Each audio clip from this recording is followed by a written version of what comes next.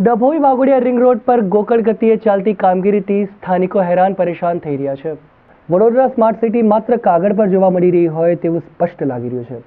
હાલમાં શહેરમાં ચાલી રહેલા વિવિધ વિકાસ કામો પૈકી વોર્ડ નંબર 16માં ડભોઈ વાઘોડિયા રિંગ રોડ પર આવેલી કાન્હા રેસિડેન્સી પાસે ડ્રેનેજ લાઇનની કામગીરી છેલ્લા 20 દિવસથી ચાલી રહી છે, જ્યાં નાના ભૂલકાઓની સ્કૂલ પાસે જ મસમોટો ખાડો ખુલ્લો મૂકી દેતા બાળકો ઇજાગ્રસ્ત થવાની પણ ભીતિ સેવાઈ રહી છે।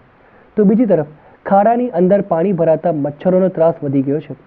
આ સમસ્યા મામલે સોસાયટીના રહીશો દ્વારા વારંવાર અધિકારીઓને જાણ કરવા છતાં અધિકારીઓ આ મુદ્દે ગંભીરતા નહીં લેતા રહીશોમાં રોષ જોવા મળ્યો હતો। અહીં રસ્તો સાંકડો હોય અને ખાડાઓ મોટા કર્યા હોવાથી અવર જવર તેમજ વાહન ચાલકોને પાર્કિંગ માટે મુશ્કેલીઓનો સામનો કરવો પડી રહ્યો છે। ત્યારે વહેલી તકે પાલિકા તંત્ર ઊંઘમાંથી જાગી સ્થાનિકોની સમસ્યા દૂર કરે તેવી લોકમાંગ ઉઠી છે।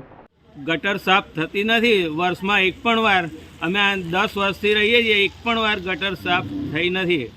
વારંવાર ઓનલાઈન એપ્લિકેશન કરવા છતાં, ઓનલાઈન કમ્પ્લેન કરવા છતાં પણ કોઈ ધ્યાન આપતું નથી। અહીંયા પાણીની લાઈન પણ લીકેજ છે, એ પણ કોઈ ધ્યાન આપતું નથી। પાણીની લાઈન પણ અમે ઘણી વખત ઓનલાઈન કમ્પ્લેન કરીએ છીએ, ઓનલાઈન કમ્પ્લેન ક્લોઝ કરી દેવામાં આવે છે વિધાઉટ કમ્પ્લેન સોલ્વ કર્યા વગર। અત્યારે હાલના તબક્કે 90-95% જેટલી કામગીરી પૂર્ણ થયેલ છે।